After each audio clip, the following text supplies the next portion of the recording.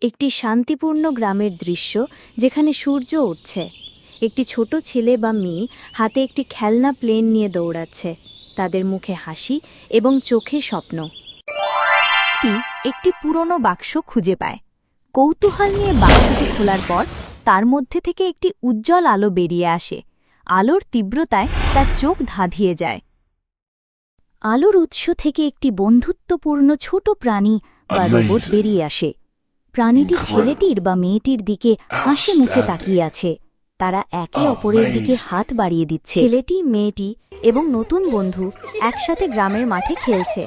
তারা উড়ন্ত খেলনা, রংধনু বা জাদুর মাধ্যমে বিভিন্ন মজার জিনিস তৈরি করছে।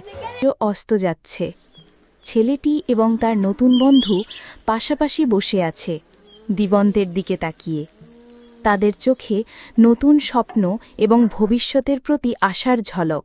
তোমাদের যদি গল্পটি ভালো লেগে থাকে, অবশ্যই চ্যানেলটি সাবস্ক্রাইব করে দিবে।